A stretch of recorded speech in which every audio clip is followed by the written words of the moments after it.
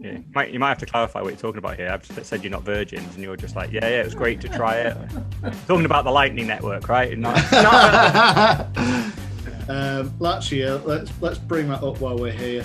So I'll load up Blue Wallet and find my own transaction history. So I think mine was just like, give me money, requesting 69 sats off Gaz, and he sent me. He requested 42 and says, "You touch yourself and whisk eggs at the same time, and I approve."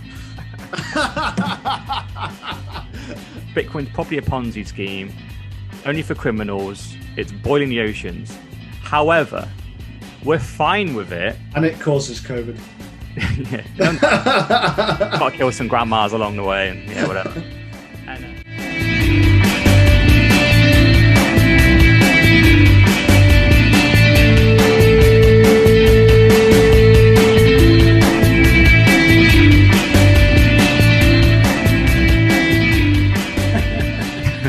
Actually, I'm on a week-long stint playing Daddy Daycare on steroids. With a week long? So, isn't it a swimming course, you said? I've never heard of a swimming course that lasts a week. Yeah. It's like basically 60 hours in the pool and like from start to finish. And yeah, she's in Devon. And basically doing that, and so in Devon, it sounds like in Devon in a jacuzzi. Yeah, probably. Yeah. So many jokes. There's so many jokes about being wet and. But what is she training or something? Like this is serious. I've never heard of someone going away for a swimming holiday. It sounds intense. It must be some end goal. Well, ultimately, it's like.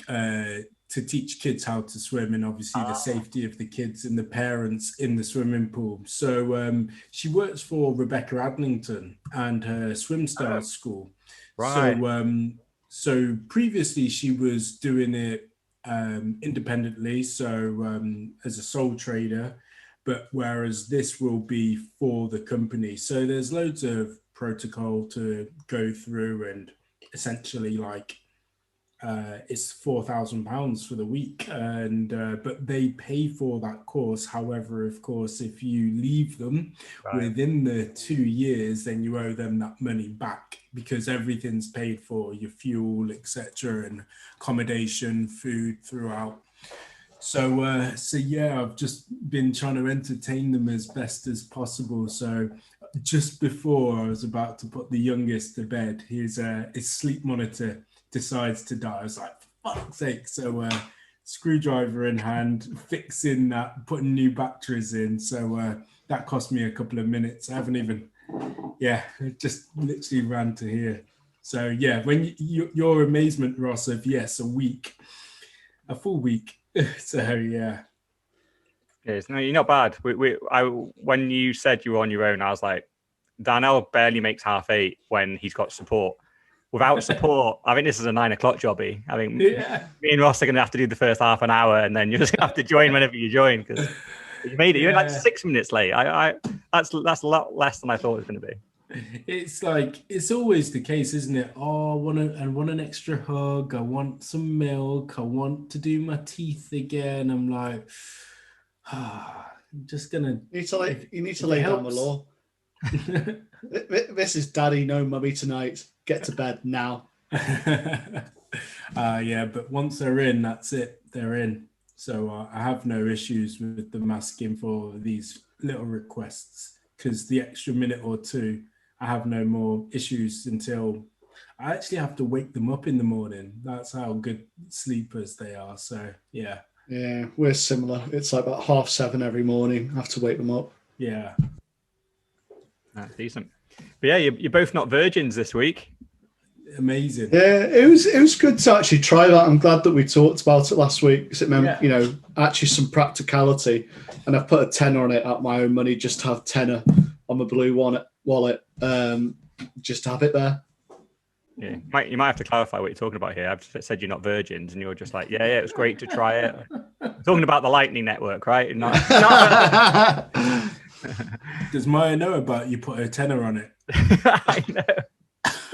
To break his virginity, even though he's got 2 kids.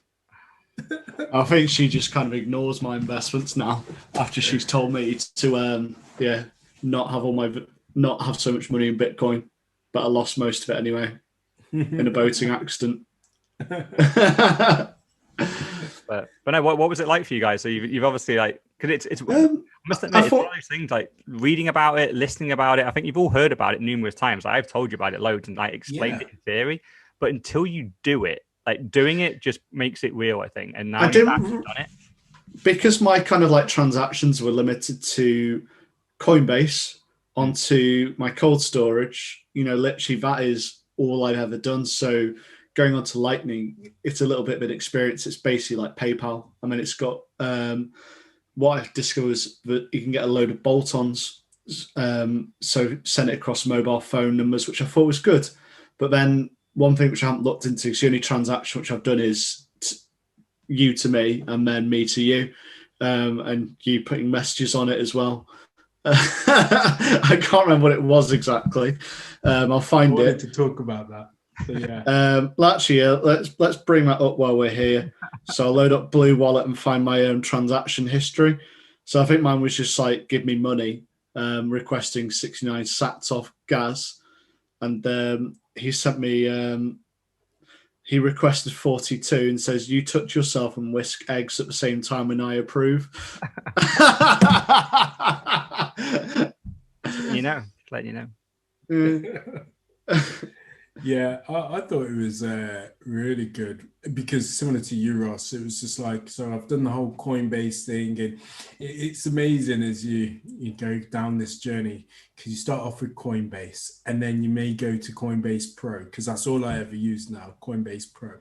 And then I've got accounts set up with Kraken and Binance, but I don't really use those. I've used Gemini a few times, and that's like my main backup one. And then coming along to this, obviously after talking about it, I was just like, whoa, what am I doing once again? So it was good, the whole learning experience and relearning to think, this is what we've been talking about all this time, not just on the podcast, but for forever, Lightning. And yeah, it was good. It was really good. I still don't understand how we do the messages, so I need to kind of do that, because I had we were talking about it briefly, Connor round 2 knockout, and that really didn't happen, which is a shame. But that's stamped on the blockchain. That is now. I can't delete that tweet. Yeah. See, my question would be using different wallets. So if you had a different wallet to me, would it work fine? Is that hash still the same? Yep. So it's putting the request, which is me requesting say 3 sats off you on the Lightning network. To my device, so it's putting those attributes together. Yeah, they're all standardized. Yeah. It's just like a normal Bitcoin wallet, where usually it would just handle normal addresses, but those addresses are standardized. It doesn't matter which Bitcoin wallet you have, provided you're transacting BTC, which is always, that's the first trap people get into. Don't download a Bitcoin Cash or Bitcoin Gold or a random shitcoin, because they won't work. If you try and send Bitcoin to those, you will lose your Bitcoin. So yeah, provided you have a Bitcoin wallet, you can send it to any wallet and it will be received. Same with Lightning. All the wallets, they're all different, all have different types of abilities, different mechanisms built within all in them. But the actual invoices that get raised and then get paid, they are 100% standardized. It doesn't matter. So even though it just so happens we were all using the same wallet, that doesn't have to be the case. It was just the one that I recommended. But then it's also so mine, I think it's a Lightning wallet as well. So that means it sends it automatically across the Lightning protocol. I suppose because we talked about that a number of weeks ago. And so it was putting that into practice, which was pretty cool again. Yeah. Just seeing how it works. One thing which I do want to play about with is, I think I got it wrong. I call it something like CoinJar. When I was talking to Gaz, CoinJar, I like to try it just to see what it is. But you sent me, it's quite a lot of instructions. So you'd probably have to send a bit more money for it. So I will at some point. It's just a matter of when for me.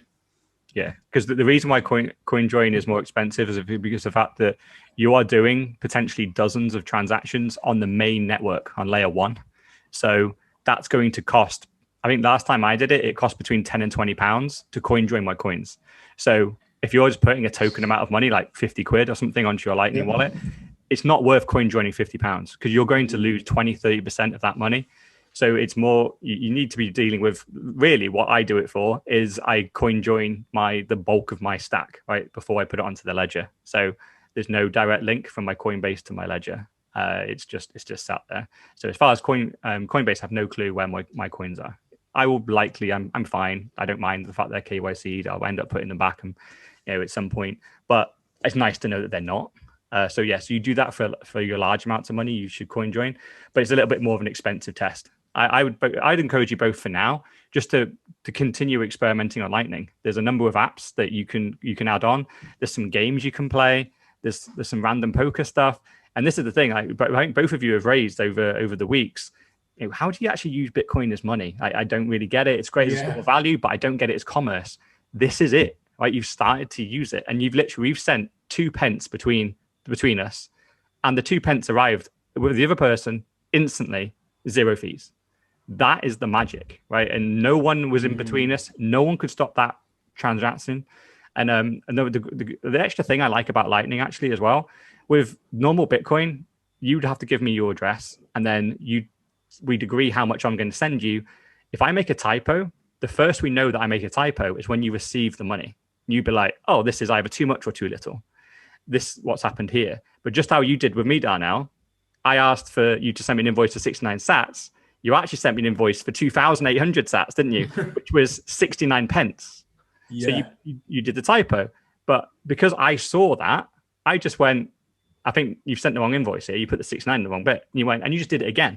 Yeah. So it's another beautiful thing about Lightning where both could have been a beautiful mistake. Yeah, you were trying to scam me. I was like, oh, he's trying to graft it. He's trying to get an extra 67 pence of Satoshis out of it. And there's a fair amount of apps, though, aren't there? Yeah, it's loads. I've not gone through the apps yet. I'm just go grab my phone. The only one which kind of drew me to it was Saptil.io.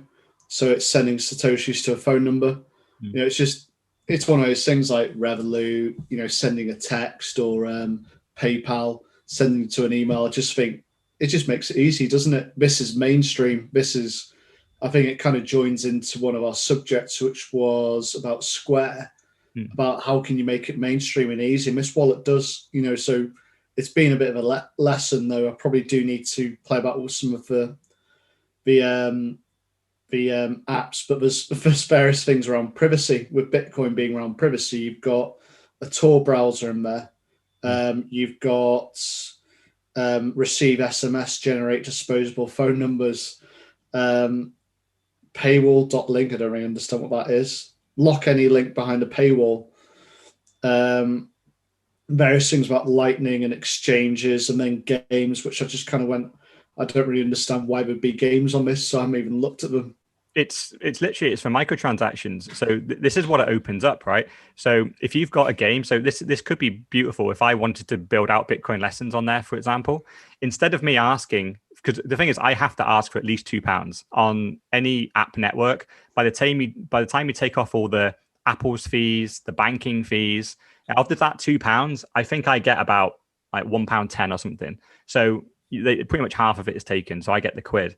If you can got a nice little online game, instead of charging £2, which puts a lot of people off, you could charge a fraction of a penny just to enter on level 1 and go to lesson on to level 2. You could charge another fraction of a penny, just a couple of Satoshis, like we were doing, like 10 Satoshis to play this game. Most people be like, go on then.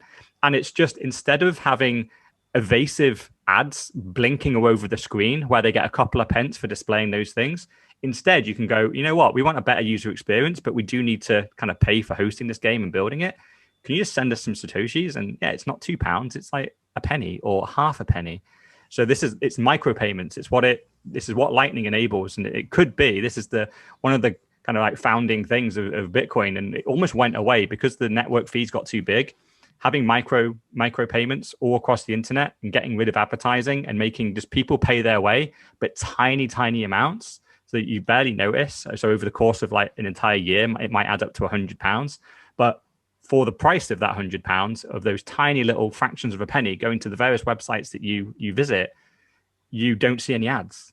You pay your way, and it's you just as a user, you would have the option. you could pay your way with Satoshis, like link your Lightning wallet to whichever websites you're using, or you could just go, no, I don't want to pay. I'll see the ads, and they come back. So and at the moment, the existing banking system can't do this. You'd have to do all these tiny transactions through PayPal. It's minimum 25p per transaction. Impossible. You can't ever charge someone a penny because you'd have to charge them 26p. 25p goes to PayPal. This is the kind of world that Lightning opens up, and it just needs developers to build on top of this now, and it's slowly but surely coming. Yeah, that's pretty cool. I can also see the application, as we know, for the unbanked as well, because and also these micro payments for small things, not just as the games, but just everything. They could have not a lot of money, but they wouldn't need a lot of money to be able to have these micro payments amongst one another, and have a way in society as well. Yeah. Because the thing is, with the reason why ads are so dangerous as well is because by and large, like 90% of the internet is monetized by one company, it's Google. So it's getting away from them. It's just taking a little bit of power away from them. Because at the moment, if you want to monetize your website in any shape or form, you have to go to Google AdSense and just put Google on there. There's no point doing anything else. And you don't really get much choice about what ads they put on. So if you've got a Bitcoin website, for example, they all just put you into the cryptocurrency category. So quite likely you're going to be advertising a load of shitcoins all over your website, even though you're a Bitcoin only site. As long as it's Monero. Yeah, the problem is the more legit currencies don't advertise. It's always the more scammy it is, the more money they have for advertising. Yeah, exactly. Yeah, pump and dump, isn't it, all day? Yeah, but the next thing I would probably challenge you both to do is there's got to be something on there. When I was on there last time, I have to have a look and see if I can find it for you. But just order some stickers or something. It's like £2 or £3 for some Bitcoin stickers, and just make a payment with Lightning and get something sent to you. That would be cool to actually do a real transaction for a couple of quid, and buy something with some Bitcoin. Yeah, I moved my other money from my free money from Coinbase over to here. Nice. Yeah. So yeah, I'm looking at doing a bit more. Yeah, but it's it's great. Where's the apps, by the way? Is it in tools? So you go into your wallet, and there's a marketplace just below the amount at the top. So click on one with the sats, and you'll see there's a marketplace banner. Oh yeah, nice. So yeah, it's finding one that's a good point. Maybe try and buy something on there. Hodl cat. Oof. What's that? Is that a sticker or something? What is it? Apparently it's been disabled.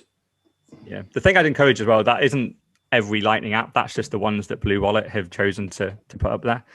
But there's basically, now that you have a Lightning wallet, there's a million websites out there that are Lightning supported, and you can just go on, and now you can pay an invoice if you want to buy something. So I'll have a dig around and try and find you something to see if you want to buy. Yeah, that'd be cool. Cheers. Real life, learning. And again, for anyone watching out here, and my whole theory about this, by the way, will be in years to come, not necessarily weeks or months, in years to come, people will watch this back and then see the growth of hopefully the viewers, but also our learning and the depth of the discussion as well, and really follow it from beginning to end, and it'll be there for forever, essentially, because these things that we're now figuring out and like learning along the journey will just be super easy in years to come, and they'll be looking back thinking,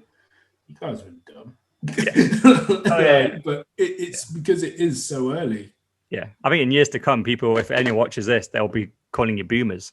It's like, I buy something with Lightning when I was 4. What are you talking about? It was a piece of piss. Like, why are you struggling with Lightning? Like, it's just an app on your phone. That's how I buy my shit. Yeah, I do it every day, and you're like, whereas at the moment, no, people don't do that just yet. Exactly. Yeah, the evidence right now, at the moment, it's not like that. And I really do wish if we had the ability to have, recorded, as we've spoken about many a times, the early Coinbase days of sending money over to Estonia, and then, well, even before that, converting it into euros, and then it's into over Estonia, and then just waiting and just having that all documented, and then thinking, okay, next week we're going to tell you, because it nearly took a week to actually then say, okay, now I'm about to buy Bitcoin, and in the meantime, it could have gone here or there, and who knows? But yeah, I think it is. Is a good t-shirt. Bitcoin is the next Bitcoin. Love it. There you go. Brilliant. Yeah, that's worth a tenner. Go and support someone. Give them a tenner. Get a t-shirt. Yeah. I think, like I said, I think it's great. It generally is like great having something like PayPal for Bitcoin. And like I was saying, I think when you went out the room to get your phone, Darnell, it does kind of lead on to the Square topic, which is around creating a wallet which makes things more mainstream, because this is precisely what that is, what Blue Wallet is. Because, whilst I'd say that we're both technologically sound, we're not like my dad who struggles to attach a file to an email. But it was easy, it literally was just set it up, transfer some Bitcoin in, transfer some Bitcoin out, easy peasy. And the wallet from Square really, it's made me very curious what they're going to do. How are they going to make it easy? How are they going to make it mainstream? I think, it really excites me because it is like that kind of user experience. Yeah, no, it's great, because essentially what they've confirmed is that they are 100% doing it. I think during Bitcoin 2021 in Miami, Jack Dorsey got challenged very heavily on the privacy stuff. And it was almost in reaction to them not being privacy or very good with privacy on Twitter, that he then reacted with, well, actually, we are trying to help Bitcoin be more private, and we're going to look to build a hardware wallet. And it looked like he almost blurted it out a little bit and announced something he wasn't supposed to announce, because he said, we're looking into it. So we're looking for ideas. So the good thing is this week he's confirmed 100% they are doing it. There's a whole team working on it now. Then they're going to continue to build it as open as possible from what they say. They're going to keep giving the iterations of what they're doing and letting Bitcoiners comment on it. And it's so good, because Bitcoiners know what is a secure, what is a decentralized, and we don't want to compromise privacy with usability. So if Square designed something that is super easy to use, but ultimately you're trusting Square, then it's broken. That is not what we want. You might as well just leave it on the exchange. Just because now you're trusting Coinbase instead. Like, there's no point not trusting Coinbase and instead trusting Square. That you're still trusting someone. The hardware wallet has to be the individuals. They have to be 100% in control of that, and Square cannot interfere whatsoever. But we still want usability. That's the challenge. So we don't want the trade-off between usability and security. We want both. At the moment, we pretty much just have security, and usability is down. So Square's challenge is to keep the security high, but move up usability. So yeah, it'll be great to see a nicely funded company have a really good shot at this. And yeah. Is there anything out there that we can have a look at this and see, or is it just simply... They've just announced it. They've announced they're doing it. It's like an announcement. It's just saying, we're going to make it mainstream. We're going to make it easy. That was literally it. Because I read all the tweets and just thought, there's no content in there, because I'm generally so curious to know what on earth they're going to do. Yeah. How they're going to make it easy. Because we have discussed this, and guys, I think, objected to it that Bitcoin shouldn't be easy. But I think for the mainstream, it's got to be easy, because you want to see how you can, get Margaret down the road or some boomer to actually buy Bitcoin and store it. So we don't have a situation, with Quadriga, which we talked about last week, or, well, I suppose there's been thousands where people have lost it or had it stolen. Yeah. Well, I think my main objection is really that it can't be 100% easy. Like, people do have to take some accountability at some point. If you want 100% user experience, you just trust a third party. So you just trust Coinbase. Just leave it there. You can be a complete moron now and just go about your day and have no clue where your Coinbase account is and all that type of stuff. Forget all your passwords. And by and large, it doesn't matter. At some point, you'll go to Coinbase's support. It might take months to finally get back in, but you will get back in eventually, and you'll get access to your Bitcoin, even though you were a complete idiot and forgot everything. if you take it to a hardware wallet, there has to be at some point, there's some information you have to remember. There has to be. Like, even if it's a process. So whatever that process is, if you're an idiot and you forget it, then if you can just call up Square and go, what did I forget? Then, well, they could have just done that before, right? And they could have just stolen your Bitcoin. So that's my ultimate point, where there has to be a layer of accountability on the individual. You have to take that on. Yeah. How about though? And because I didn't know that this was available or a thing, you know, like is it the dead man tag where the from Dead man's switch. Deadman switch, that's the one. So that's like you get an email regularly or something which you have to respond to with personal information. Yeah.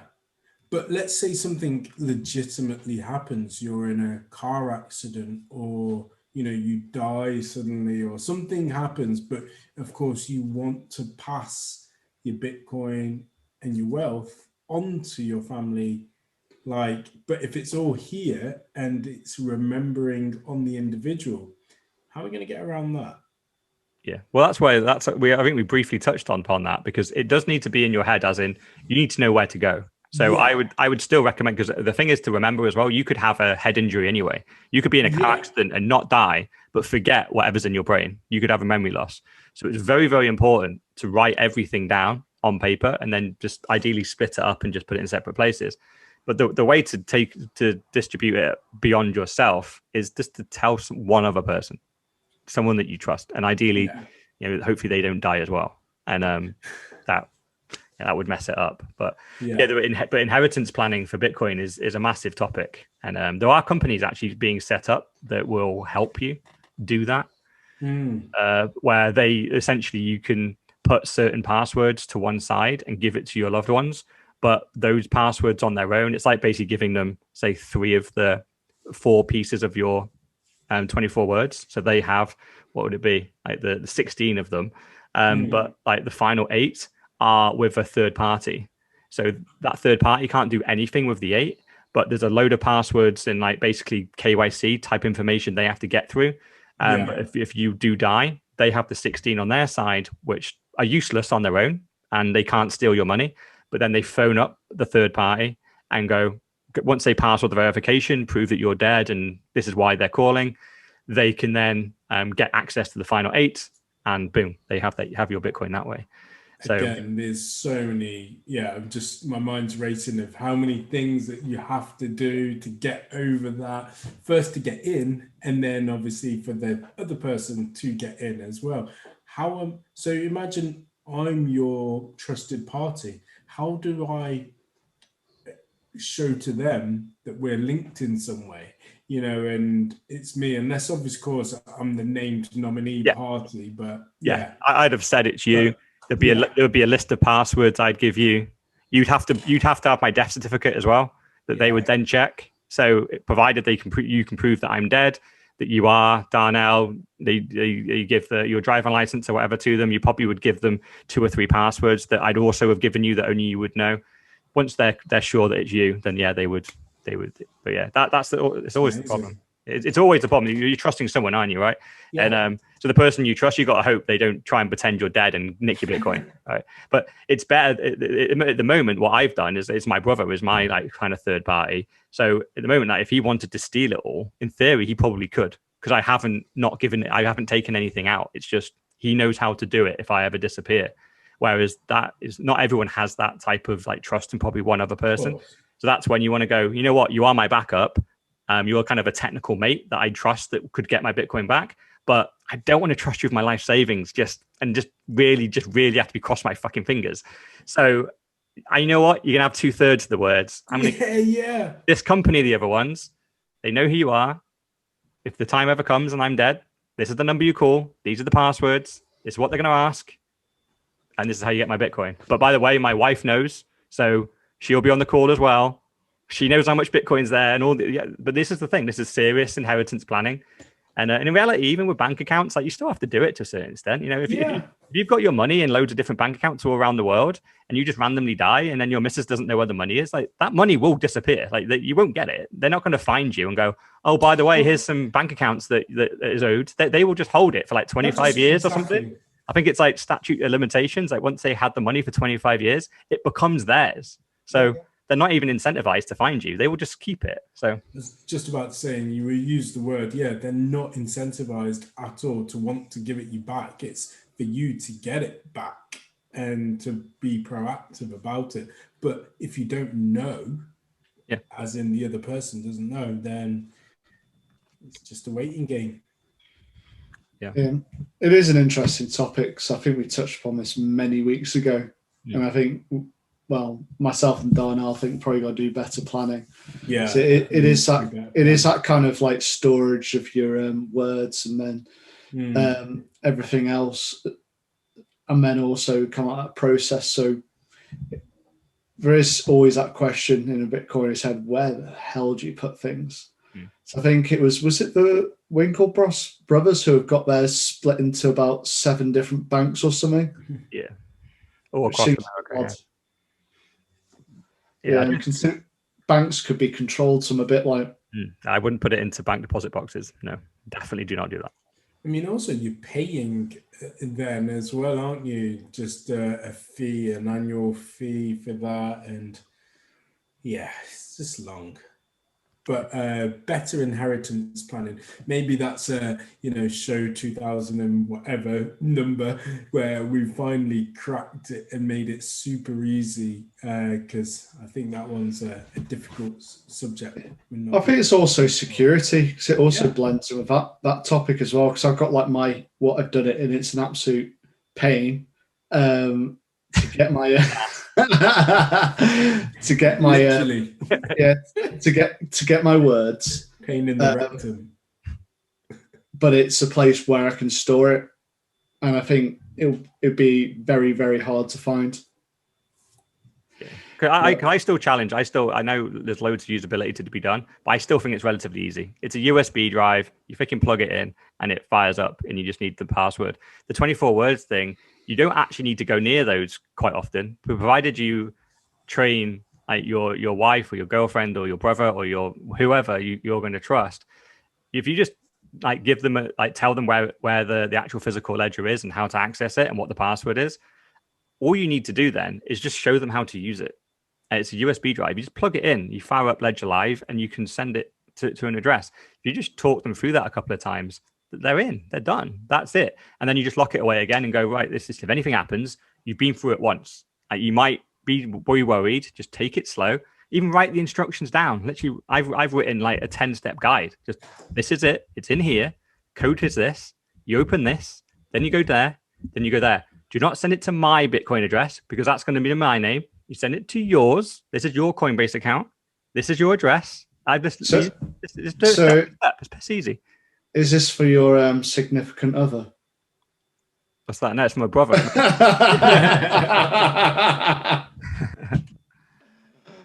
Brothers only. Bros before hoes. But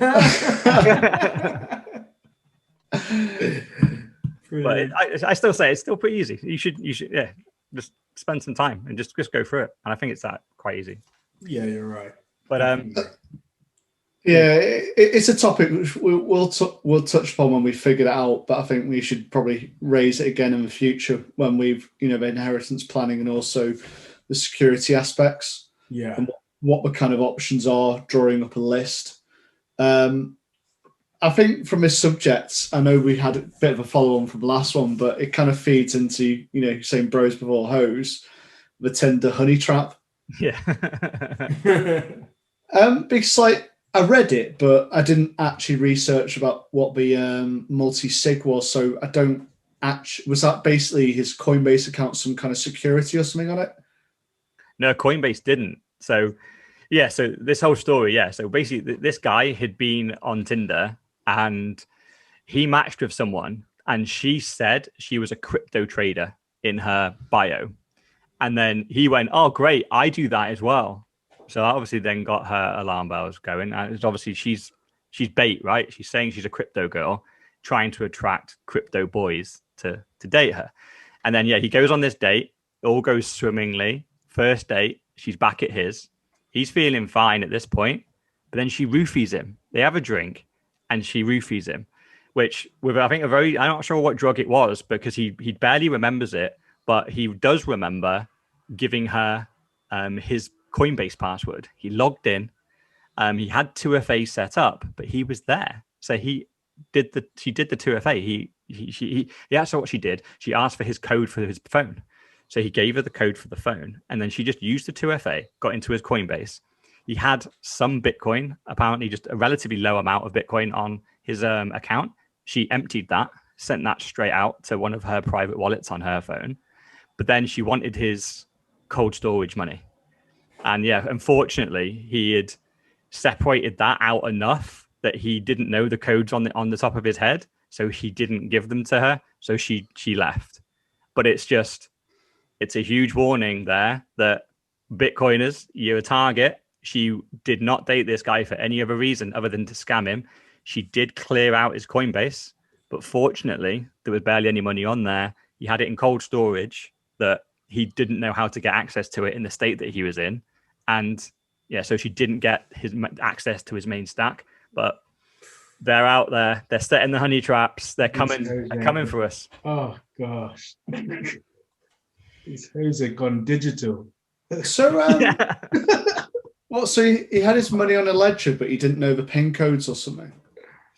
Yeah, well, I think he was didn't. I don't think he couldn't describe where it was or whatever. She didn't get access. She didn't know where the ledger was. Yeah, it's probably a good forgetting, isn't it? Wow. Yeah. Scary. Yeah, but I think that's the thing. I think she managed to, because the thing is, he was totally passed out, so I'm not even sure how conscious he was. And I think she maybe even just used his finger or his face on the phone. You know, that'll probably be why. That unlocks it, doesn't it? And then I think she just guessed. I think because the thing is, just in chat, this is the thing. You know, when you're talking to a scammer, where they start getting private information out of you without you realizing it. And this is just, they could just say in chat, couldn't they? Like, oh yeah, I remember sending all my money to Coinbase. You ever done that? And if you just say yeah, it's like bingo.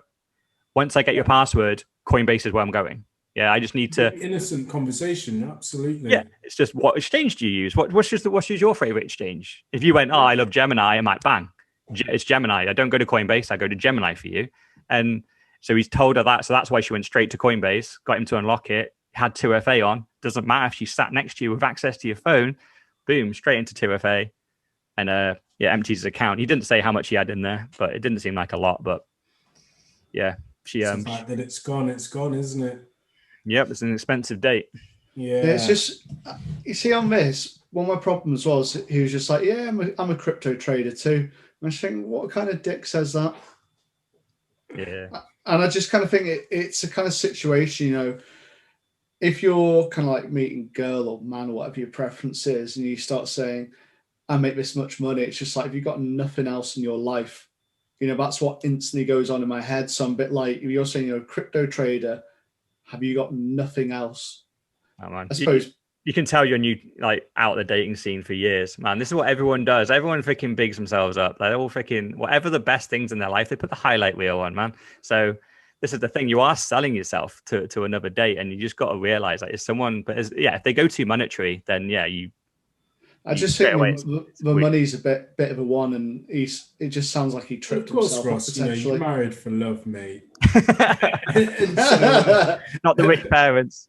Yeah, exactly. But no, I hear what you're saying, because these days it's all about the bling bling highlight reel and this is what I've got, versus actually there's a little bit of substance behind the person. So, and obviously you come to find that later on down the line, but initially, yeah, that's what they're going for. And then it's something in common. I must admit, I've never seen this. I've never seen anyone saying Bitcoin or crypto in any of their profiles of all my use of Tinder over the last freaking 10 years. And but I must admit, lots of usage. But I must admit, if I did see it, I think I would mention it, and I would quiz them about it. But this is an interesting thing in common, right?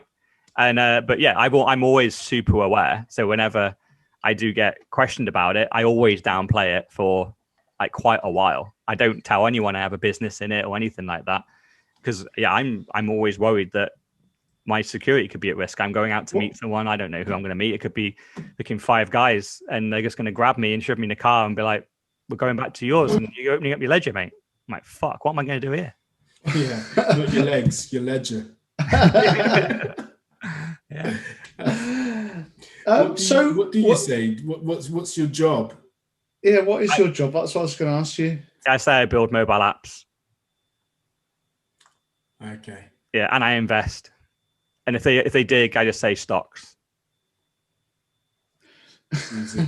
Like GME. Yeah. And AMC. Yeah. It's crazy how little, because literally once you say that, like, oh yeah, I build mobile apps and I invest in stuff. Most people have no clue about either of those, so it stops there. You're right. The questions stop right there. Yeah. If you're with a guy, they'll dig in and be like, "Oh, what do you build? Like, what are you investing in?" Da da da. They'll be interested. Girls are just like, "Okay, that's over my head. Sounds legit." So, yeah, okay, fine. It's funny as well because it's so sad. My mum probably checks my LinkedIn once a month because people will ask her, what does Darnell do? And, I've been at the same company for nearly 12 years and had different roles within it. And I'll see her on my feed of she's looked at your account, and it will be because she's been speaking to someone and just been like, don't really know. Here you go. Like, have a look. No, they're going to read your job title and read about the company, and they'll be like, "Yeah, still don't know." Yeah, still don't know. This is it. Like, my parents, I've told them several times what the company does, and they're just like, "What does Ross do? He works in computers." And the wife, she says to her friends, "What does Ross do? He works in computers." Like, what? So he fixes computers? She's like, I just like. And you live with that person. And it's the same as well. With my other half, it's the same. You don't actually know what I do. Like, name a company that doesn't work computers. Every company has a computer. Like, so you haven't narrowed it down at all. Yeah, but like, so you know about computers? I'm like, no, I haven't built a computer since I was about 21. Yeah. And I think for my entire career, people thought I fixed printers and stuff. I'm like, okay, fine. Yeah. Yeah. I work with computers and I fix printers. That's what I do. It's too much effort to explain the whole freaking story every time. But yeah, but talking about explaining stories, we've got a nice story about inflation on here. Which just annoys me. Yeah, well, it's weird. It's because the update came out today, didn't it? The story that I linked was where they were discussing what the inflation number was going to be last week. And they were rumored that they were aiming for 2%. And and everyone was just laughing at it because they had the head of the Fed talking about, the inflation's been amazing. Like, it's really low. And there's loads of Bitcoiners below this tweet going, the USA have printed 23% more money in the last 12 months. So if the number's nowhere near 23, you're fucking lying. And literally today they came out. 40%. Last I heard, 40%. Yeah, it depends which commodity, isn't it? Because words and stuff has gone up about 2,000%. So it's one of those things, isn't it? It's like, it depends what you look at. What would be a bit misleading because there's apparently numerous causes. There's the fact that everyone wants to build because they've been bored. Then you've got the Panama Canal, which apparently is it Panama Canal, which has still got the backup. Then it's apparently Biden's been stockpiling loads of building material because he's meant to be on some building spree. Then there's also the UK that was building around the HS2. So there's lots of things which apparently contributed towards it. So like, the 40% is a bit misleading, but 2% is just like you're insulting people's intelligence. But then again, if people accept it, maybe they're not. Yeah. Well, they've come out today and said it's 5. So it's one of the highest they've ever admitted, but they've said 5 today. Well, we do talk about the trickle-down effects. That apparently quite a lot of cash gets stuck at the top when you print it. So you end up with, 2/3 of it actually getting down into the actual economy and affecting the prices. So if you printed, say, I don't know, 30%, only 20% will actually cause inflation because the rest of it, the plebs don't see it. Yeah, well, it's hidden though, isn't it? Because ultimately the money, it does stay at the top, but then what do those people do with it? They do spend it. They hoard it. They don't. They don't hold the money. They go straight away, go out and start buying yachts, houses, stuff. Right? They convert it into assets, stocks. So eventually, I was going to say that it goes out into the world. They don't hold cash, so it does get out there. So it's one of those where they might hold the cash for a period of time, but it's hidden inflation, right? It's like holding a shit coin, and they've printed a load of extra coins. They're about to dump on your head, but you don't know when. But you know they've been printed, and some guy's got them. That's the US dollar and the pound. It's just there's a load of billionaires holding the new pounds that's devalued your savings, devalued your salary, and you're just waiting for them to execute on their trade, and then your savings are going to go down by 20%, and there's nothing you can do about it because you're just a pleb. Yeah, because I sent a screenshot into our group about inflation, and it was two different types which I've never seen before in terms of the names, and it was 8.3% and then 5%. So two different types of figures, but it's one which I didn't actually read into. I learned something. It was just yesterday, and it was Shaquille O'Neal was on this podcast. Oh, Big Shaq. Big Shaq. Big Shaq is a real investor. He looked at the list of ex-NBA basketball players, and he thought he was going to be up there, but he actually turned out to be 7th. And there was one guy who is really, really up there, who was a basketballer from like the 70s. And I think he's got somewhere near like 8 billion or so. And he wasn't really like a great basketballer. He's been on one of Pomp's stories. The other brother. His name. But I've read about him and like really, really interesting. Yeah, he bought a load of Wendy's. Is that the one? Yeah, I think so. I think that's the one. But yeah, he's in the stories, and it's got like the 10 parts to it. And when we're out, they are epic to read. Yeah, I'm going to try and find out a little bit more about this guy. Probably put him as a topic for one of the shows, because he says in the off season he was actually working at Wendy's, and then he eventually made the leap to own a franchise, and then he bought more and more, and then he ended up owning like 400 franchises and flipped money into something else. And Junior Bridgman. That's the one. Yeah. Junior Bridgman. Absolutely great. Go admire him for that. So I'm going to look into it. But Shaq owns around about 50 different brands. And when he said these brands, I was just like, wow, Shaq's rolling like this. So Marilyn Monroe, Elvis Presley, and he used to have Papa John's as well, Papa John's Pizza. I think he also talked about J.C. Penney as well, which is like a more like chain in America as well. Yeah, here we go. I just Googled it. So it says he's worth $400 million. He owns 155 Five Guys burgers, 17 Auntie Anne's pretzels restaurants, 150 car washes, 40 24-hour fitness centers. So these are all kind of like franchises, aren't they? And he's bought the local franchise. Yeah. Yeah, I must admit, I'm getting Breaking Bad vibes here, because they're great money laundering businesses. Like, if he's got a good drug sideline, that's a great place to launder that money through the car washes and through the Five Guys. Yeah. Several Las Vegas nightclubs. They're all cash businesses. All cash businesses. I think he's actually into the green and the white stuff, and he's just using these as a front to launder the drugs through. Big Shaq Diesel laundering that money. Yeah, maybe he's got a load of money stashed away, and he's just having to like filter it through his businesses slowly, getting it through more tax efficient. But he still owns Papa John's stock, less than 4% of the company though. Okay, that's still a fucking chunk. Yeah, that means more than 3%. So 3% of $1 billion company. Jesus. Yeah, take a slice, pun intended. Yeah. It's a nice slice of Papa John's. Yeah. So yeah, we were talking about inflation. We're going to complete at a tangent then.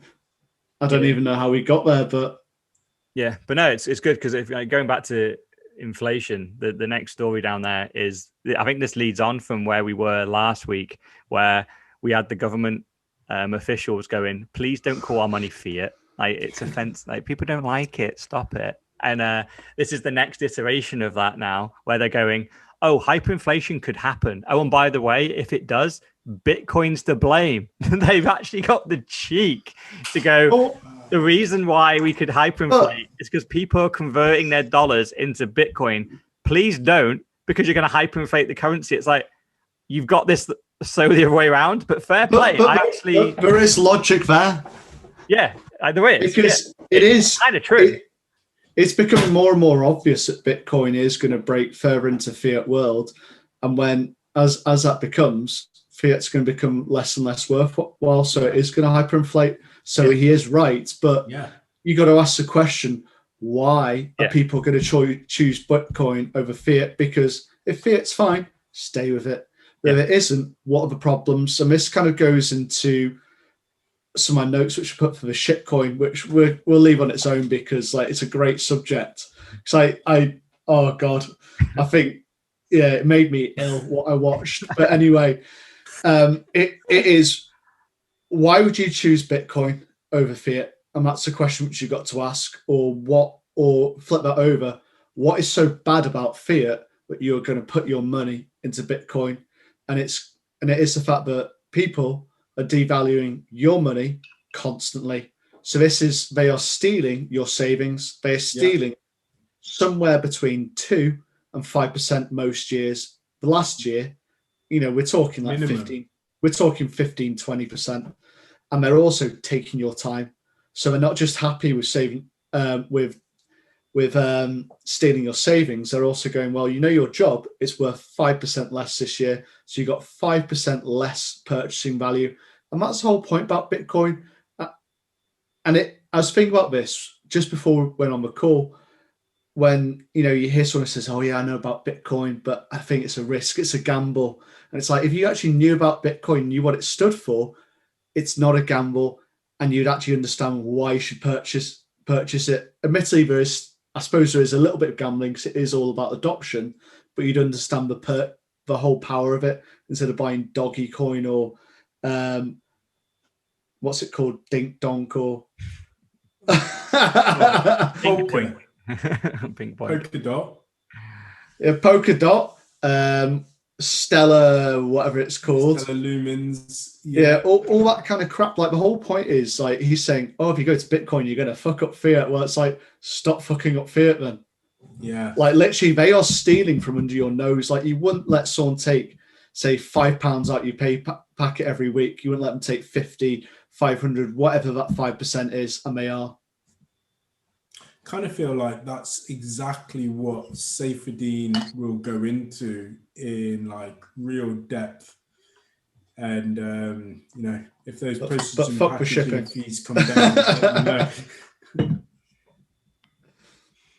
yeah, because this is the thing. This is their only form of attack, right? You've got, this is like, what's the best form of defense? But it's going to convince some people.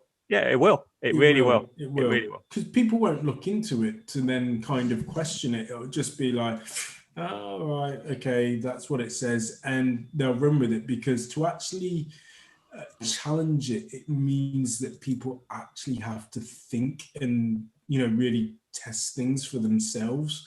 And we all know that that's a rarity for people to want to do or actually go ahead and do.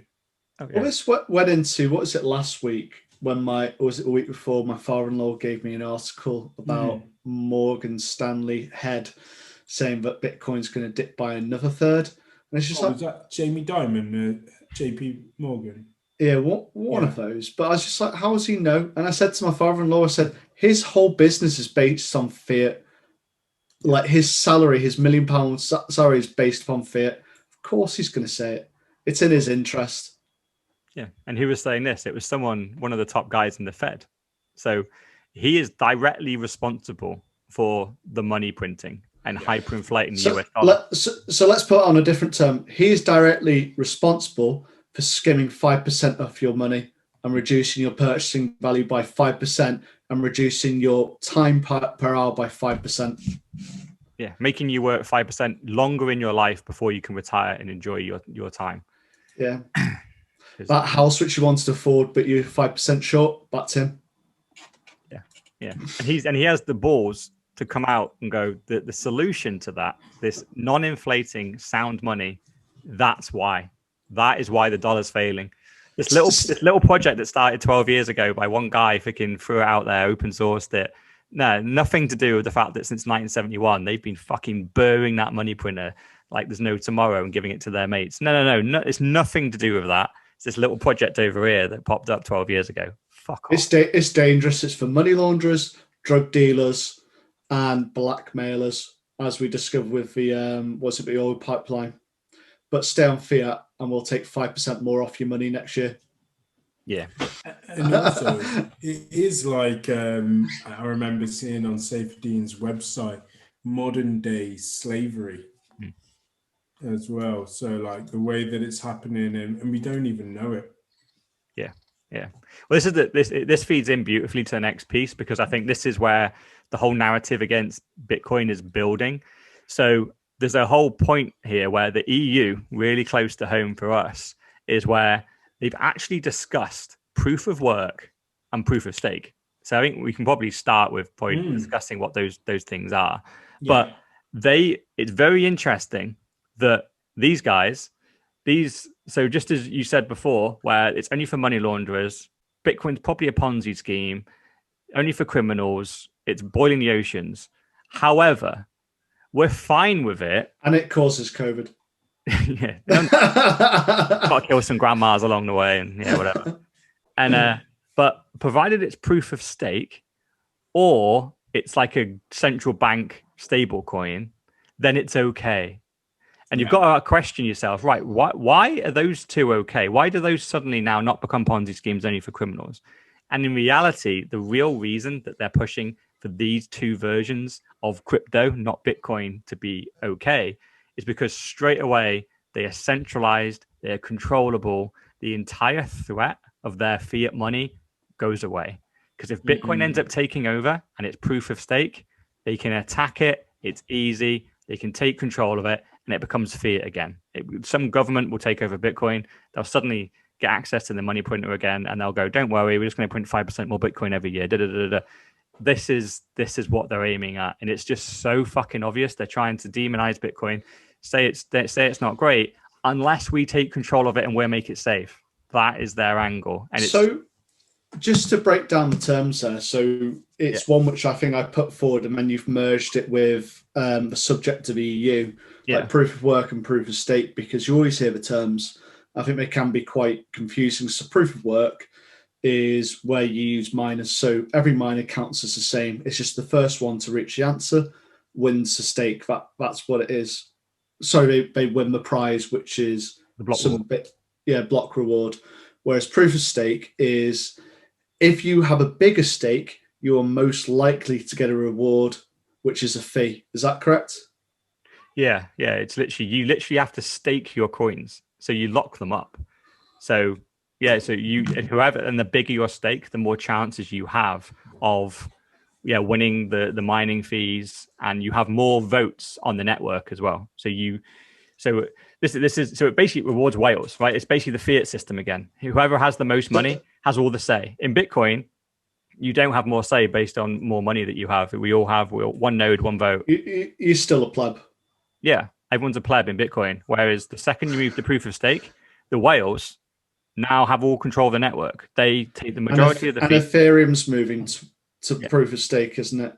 Yeah. But they're all decentralized. Vitalik and his mates decide what the network's going to do. I think only this week they rolled the chain back again. There was a scam on Ethereum this week. Someone lost a load of Ethereum in some contract, so they rolled the chain back and went, "Oh, that's not fair." And it's just, there you go. Like, if someone loses a shit ton of money on Bitcoin, you're fucked. It's gone. Sorry. Yeah. It's there's no one. Be more careful. Yeah, there's no one to ask and go, "What the fuck? Like, can I have my money back?" So it was 200 million. I got scammed. So unfortunately, no. You have to be more careful. In Ethereum, you just send Vitalik a tweet, and he goes, "Oh, right, that's bad for the PR of Ethereum. Don't worry, I'll get my mates to roll the chain back," and they did. What do you reckon his end goal is? Do you reckon his end goal is just to be rich, or for it to become the EU's fiat? He's already rich. Yeah, he's already a billionaire. I think in reality, I think it's a bit of an ego trip, and I think he wants to be the CEO of the internet, and I think that's what he's aiming for. And, so it's literally he wants it to be taken over by someone like the EU or the Fed or something. When they're like, "Oh yeah, we got Ethereum," and it's just basically fiat in disguise. And when he's already had numerous meetings with Putin, he's Russian by birth. Okay. So he's been pictured with many pictures with him and Putin. So this is the question. The Russian network. Yeah. So this is the question about any crypto when you think about investing. You know, if anyone does actually watch this, why are you why are you investing in it, or rather, why are you gambling in it? And this falls to Ethereum. So what are the benefits of Ethereum over fiat? The transaction fees are monstrous on Ethereum, so that's not better. It's centralized, so it's the same as fiat. It can be rolled back, so mistakes can be fixed, just like the banks. So what is the key benefit of Ethereum? I still don't get it. I know it's literally the lie about decentralization. They keep banging that drum, pretending it's a decentralized internet. But if you can roll it back, that's the only proof which you need. You don't need to look at the code; it's there. You've corrected a mistake. Since that rollback a week, where because now it is a lot more mainstream, although it's not, in terms of the whole crypto community. Did people actually question it and think, hold on a second? Or have people just kind of continued to buy into the lie and therefore it's not affected price change? So it looks like it's gone down a little bit. Yeah, it's trading along with Bitcoin, really. On the 7th, it was 1675, and now it's sitting at 1463 with a bit of a dip in the last day. Okay, so maybe it's trading along with Bitcoin. It basically, what should have happened, the thing is, with Ethereum, they've rolled it back so many times, it doesn't matter now. So it was back in 2017 was when they first rolled it back. It's called the DAO, the DAO. They raised a load of funds where they were going to essentially fund a load of decentralized projects through Ethereum. They had 200 million got raised in a month or something. They raised quite a decent amount of money. And this is going to revolutionize VCs and funding of companies. This is going to be the nirvana, right? It's the whole point of Ethereum. Just kind of people around the world, a lot of plebs just funding £1 million companies, and they were going to go to the moon. That entire contract got hacked and drained. Everything got stolen. So that was the first rollback. They fucking paused the chain and then rolled it back before the money got stolen. They fixed the bug and then carried the chain on. That affected Ethereum's price quite badly at the time, because suddenly it was like, it's not immutable anymore. It's not decentralized. Yeah. The whole use case is now broken. You should have lost the 200 million and kept your integrity. Instead, they rolled it back, but it took a big dip. But then since then, but people are still fucking buying it though. Yeah, they've rolled it back numerous times. It's so obviously centralized, but they love their god that is Vitalik now, and they're wedded to their investments. It's one of those things, isn't it? They think it's a better Bitcoin. They're just in the part of their journey where you've got to Bitcoin, you move to Ethereum, you think it's better. They're still in that There's bit. A lot of like we win in the end. Psychology as well, because you said the word as well, like the god, Vitalik as a god, and actually having somebody that they can see, it continues to be along like the social norms of what people are used to. Whereas, as we know, with no Satoshi there and no figure, it's still kind of, hard for people to grasp then the fact that Bitcoin came out of nowhere, still like. But that's why it's beautiful. That's the whole point. It doesn't have a figurehead, and it is. Exactly. It's like nature almost. You can't change nature, and that's why it's beautiful. The Immaculate Conception, like Jesus. I think that's why people will continue to hang on to it, and also as well, people hang on to that hope of, oh, hold on, it could get to as close to Bitcoin and the flippening and all of that, like. Even though we all know it won't happen, and it's just like there, isn't it? Still, and it's weird. I think it's again that human psychology of, well, it could happen. Well, no. Well, what's it called? There's an actual name for that. Where you've put so much in but you're unwilling to admit that it will fail. Mm. There is a certain name for that. Well, maybe I have to think about at some point. But I bought Ethereum 4 or 5 years ago, and I think it just sat in my ledger. I bought it because someone said, "Oh yeah, it's really good. It's like batting Bitcoin over 2." Didn't know what the fuck I was doing, but it sat, and I got a profit off it, and I sold it before it boomed, which is unfortunate. But I put it into Bitcoin, because I had no faith in Ethereum. Once I realized about the rollback, and I started getting into Bitcoin, so I sold it. And the transaction fee for it was 600 quid or something like that. The transaction fee for that was monstrous at the time. It took a massive chunk of my profit. But I just thought, you know what, I'll sell it because I don't care. I've got no faith in this. It could hit 0 for all I know. Yeah. Because once you take proof of work out of Bitcoin, you lose the security. You need all those miners processing the transactions, keeping the blockchain safe. The second you switch to proof of stake, essentially all it is now is a static database where transactions are getting added, and the whales are the ones that decide. They're not proving a transaction. They're not. It's literally just. It's almost just down to trust. And just because you have a lot of Ethereum, you're trusting that those people are now going to be good with it. And then they're not doing any work for it though. They just have a lot of coins.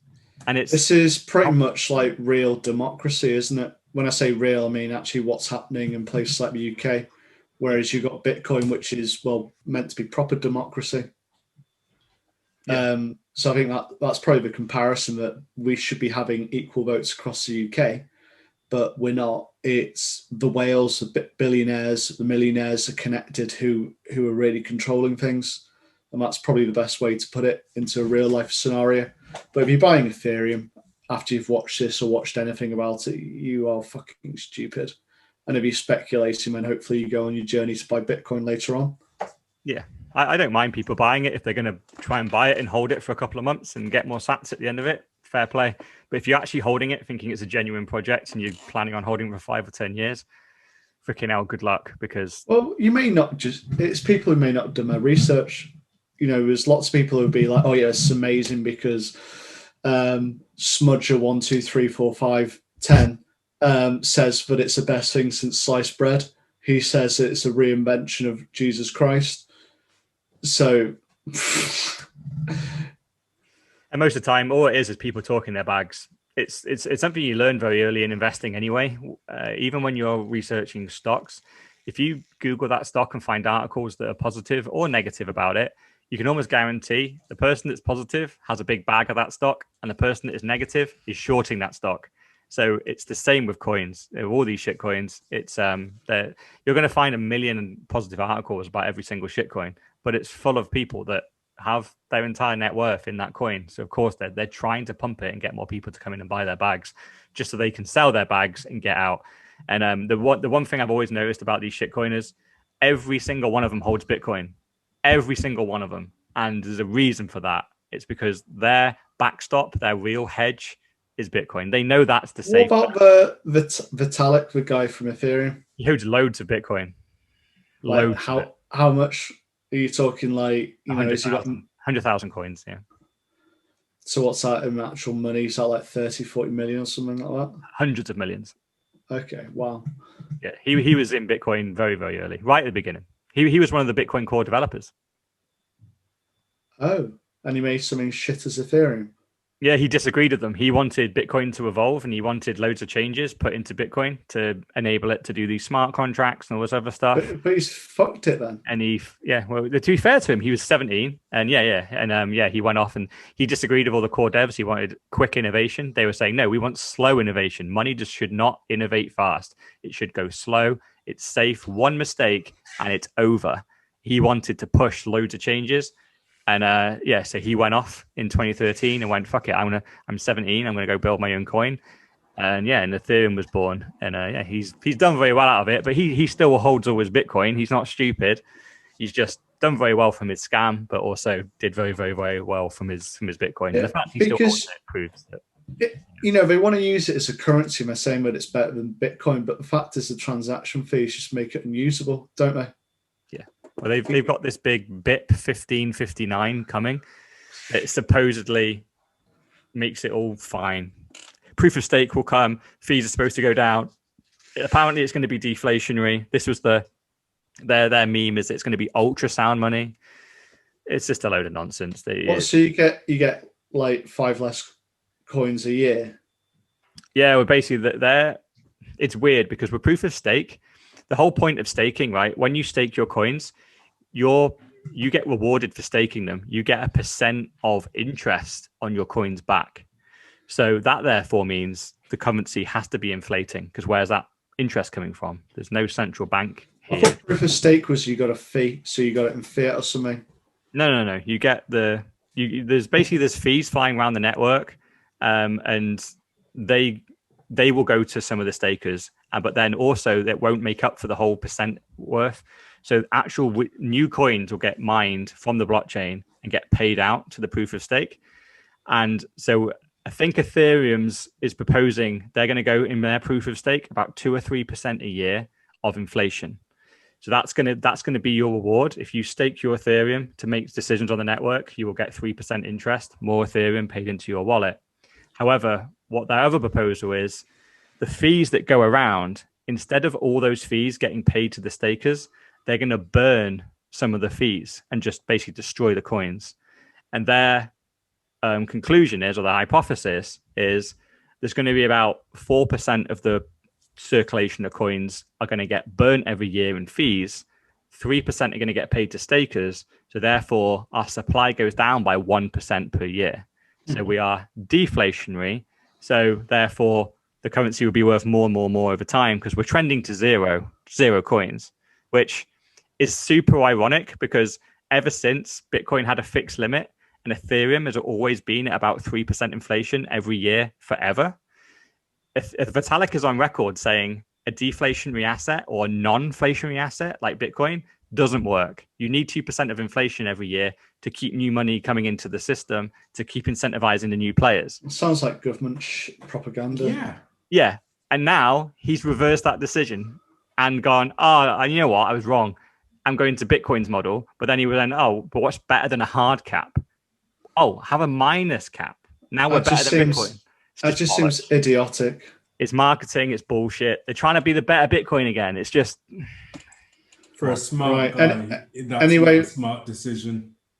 We've been talking about Ethereum for a bit on the proof of stake and proof of work. Do we want to talk about a shitcoin corner? Yeah, go on.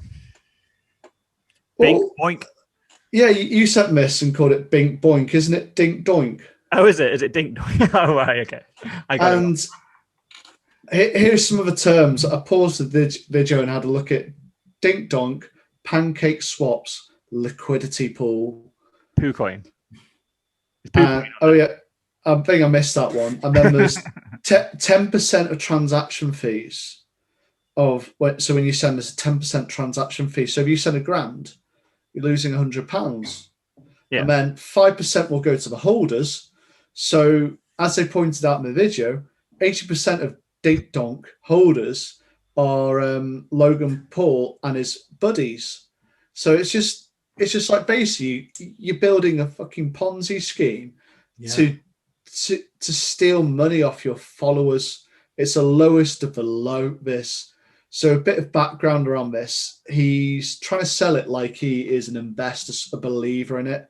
And him and his friends, I know who he is, but I've got no idea who his friends are. Maybe they're big on YouTube or OnlyFans or something. I don't really know. But anyway, they come up with this. They're saying it's amazing. It's a cartoon meme coin, but it's the best. And it does this. It's got all these funny names because, kids are going to be down with that. It uses cartoons which look like South Park. It's on the blockchain, throw in Matt. It's decentralized IP. It has a roadmap which includes cartoons and music videos. And it's just going through all these points. It's just like, the guy's just like, well, he's saying he's a big believer, but when you look at it, you actually find out he's a holder and he's a significant holder. So if you start, well, yeah, him and his friends came up with the most fucking ridiculous idea when they were stoned or something of Dink Doink, the most stupid name which they could come up with. And the whole point is that you get your followers buying your merch using this, and they're going, oh yeah, I'll put £1,000 into it, then I can spend like 30 quid on a t-shirt. Oh yeah, it's only £1, £2 postage or whatever. But then what they don't realize is 10% is going to be shaved off, and it's going to go to Logan Paul anyway. So it kind of falls into almost the proof of stake world, in that the big holders are basically fucking everyone over, just like in the real world at the moment. It's just it's horrendous, and like I can't believe how low it is. I hope he gets arrested.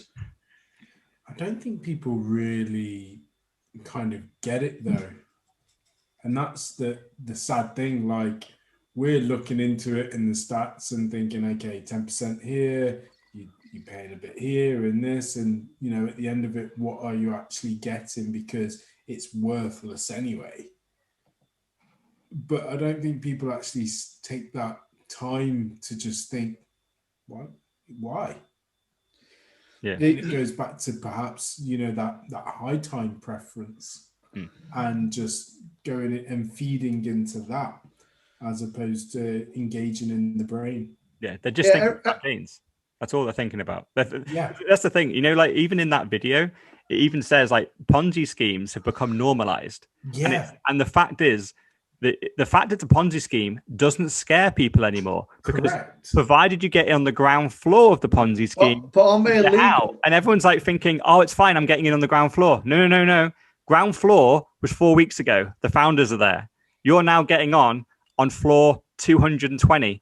It's about to finish. That's where you're getting on, but they pretend you're getting on the ground floor. And then the second you get in, bang, the coin dumps and you're left wrecked. And you're so right. The crazy thing is, this guy is the same guy that fought Floyd Mayweather and made, I think, 20 million in one night. And then 2 weeks later, he's doing this. Come on, how much money do you need to be doing this kind of shit? This is low level, just bullshit for an anonymous person to pop up, get some random coin to go viral, scam a load of people, then disappear. Like, because these kind of things should ruin your reputation. He's hoping to get, you know, 1 million of his followers all put $100 or whatever in. That's what he's hoping, and then just pull the rug from underneath them. And they'll be like, "Oh, it's only $100." He's like, "Oh, sorry, we're experimenting, you know, to do this."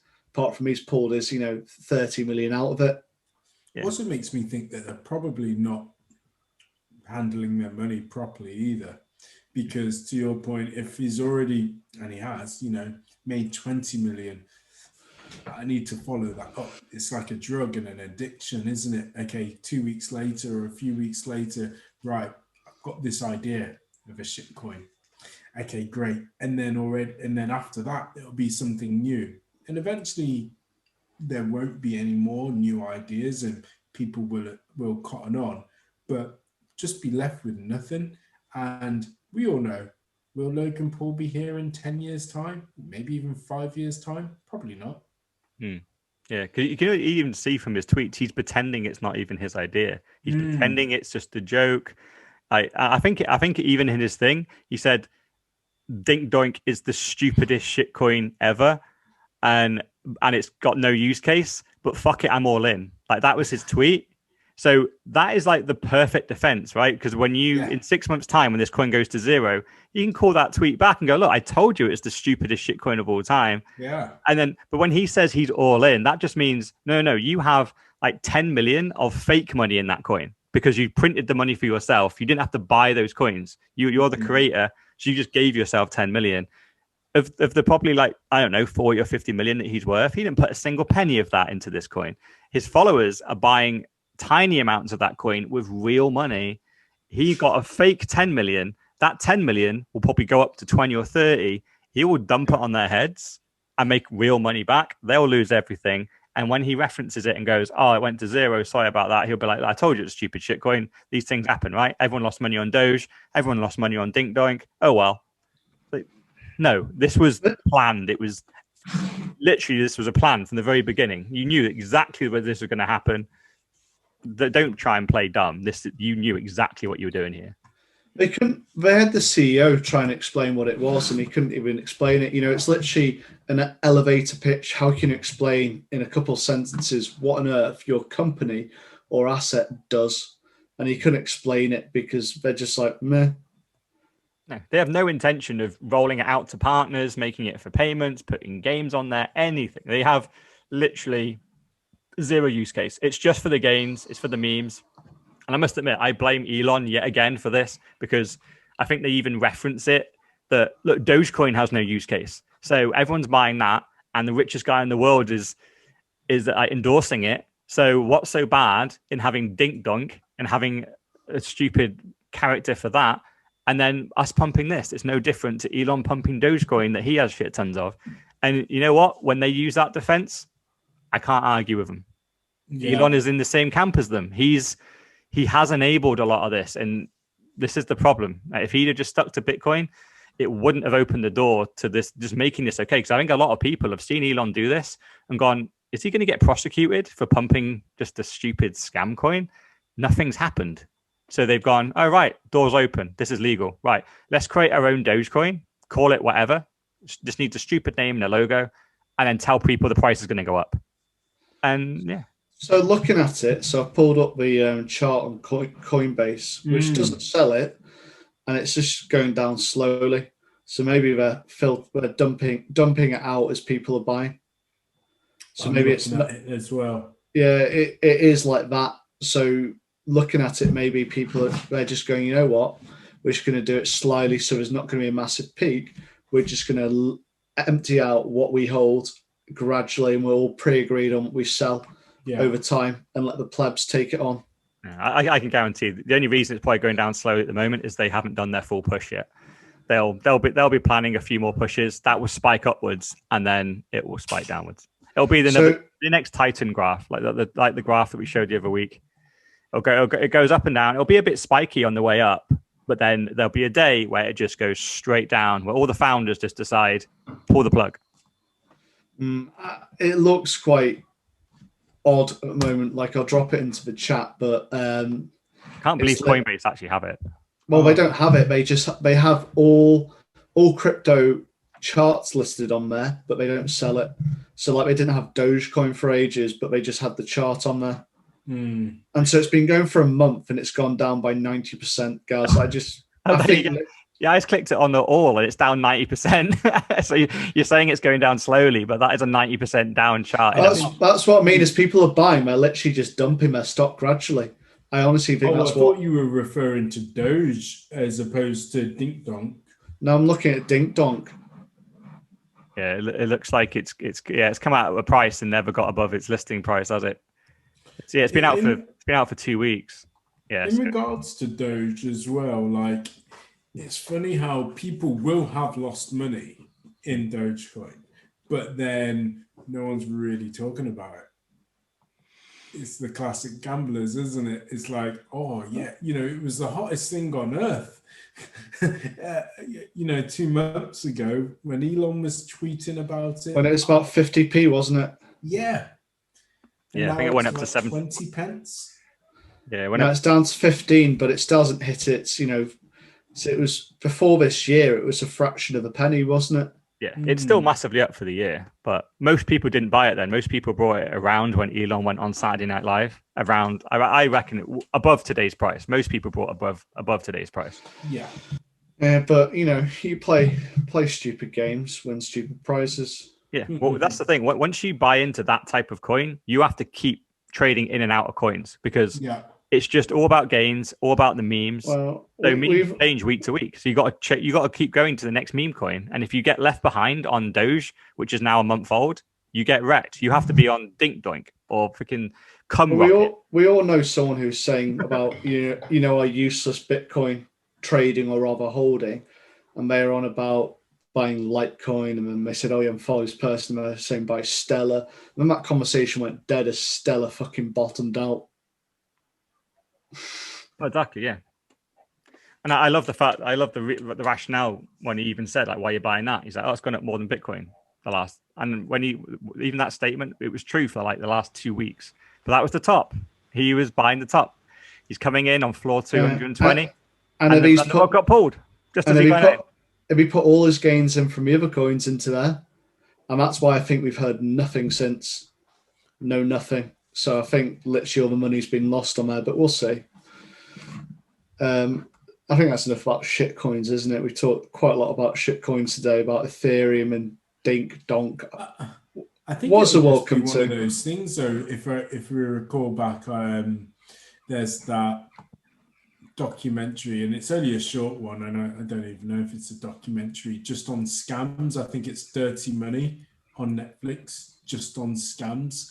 And humans will always fall foul of it. It's just, a human flaw that no matter how you dress it up, no matter how many times it happens, you're told it's a scam, doesn't matter. We'll still buy into it. Yeah, because as a shout out, like the video that I linked to you on the Dink Doink thing, the guy's called CoffeeZilla, and he's a great guy. He exposes scams of all sorts. Most of the scams that he actually looks at, there's only a few of them that are crypto related. Most of them are Instagram related. It's all the pretend millionaires, the pretend traders. They have all these courses, and he just exposes them one by one. Sometimes he even has them on the channel, and it's really embarrassing conversation. These 19-year-old kids that rent a Ferrari for a day, buy an expensive suit, and have access to a private jet for one day. They film a couple of Instagram videos, pretend that's their lifestyle. Say they're 19, they're worth 6 million, and it's just a load of bollocks. But for £200, get access to my trading group, and I'll tell you how to trade. And it's just a load of nonsense. So like you said, there is a million scams out there. These kids that push them, it works because they pretend to be millionaires, then become millionaires by selling others on their scam of just have access to me for £200 a month. You have access to me and all my knowledge. And each of them have all been exposed. And usually what some of them are doing is they pay for different groups on people that do know how to trade. They just copy their information and post them in their own group. That's how you do it. Again, I see this in the property world, by the way, as in people saying you can have access to me and be a part of my exclusive WhatsApp group. And because my friend asked a real simple question, and he said, "Oh, I can't give you the answer to that. You need to be part of my that's a private members type question. That question, you need to pay for that answer essentially." And I was just like, "Wow, that's how people are going on." Yeah, that's not how the real world works, is it? No. You help each other out, and then in the future, you might find a property and cut him in, and that's a proper business relationship, right? Yeah. Where you're trading information, and it's not monetary. It's a partnership, right? The second someone goes, "Nah, for you to just know me, £200 a month," that isn't someone you want to hang around with. Fuck that guy. Fuck that. Yeah, exactly. Fuck that guy. Is Ross falling asleep? I was just subscribing to him. It's about that time. Oh, it's past 10. It's past his bedtime. Looked like you'd actually gone to sleep. A regular feature. I was just subscribing to that guy just to turn the notifications on. Yeah, he's got some great. The thing is, he's been around for years, so I've only recently found him actually. So there's years of content. YouTube keep popping up a new video of his, and each of them they're really good. He's not a big fan of Bitcoin though. He does think Bitcoin's a little bit of a scam, so that kind of turns me off. But ignore those ones and stick on the Instagram scammers and the occasionally shitcoin ones, and they're hilarious. I think we've got one last topic, haven't we? But no, actually, we've got two. So which one do you want to attack first? Oh, yeah. The podcast and the paper, yeah. Yeah, the podcast, I'm up to episode 6, so I've got the last 2 episodes after this one. So I've been listening to it for the last couple of days, and it is great. It's really good. It's a great find, mate. Good podcast, but I've got the last 2 episodes to go through, and I'm currently up to, I'm trying to remember which bit it is. Oh, they're talking about, his remains ultimately. So they're leading up to that. You can tell they're leading up to it for the last episode. They've talked to one of his friends who recommended all his friends to use it, and also all people on his Twitter on the last episode. But I thought that was a great one. Yeah, every turn you kind of going, God, there's so much stuff here. It's already pretty incriminating when we pull out this. So look at this, and you're just like, my God, I'm waiting for some redemption to happen. Yeah, I just can't see it happening, but it's so much evidence. It's literally one after another. You're thinking, oh God, this is so obvious. And then it's just like, oh, he had helicopter lessons. He got a special spec speedboat which could go to like a nearby island or something and then do island hopping. And you're just like going, my God, like this guy, like unless someone killed him, he's got to be alive. Is where I'm up to. I don't know what happens in the last episode.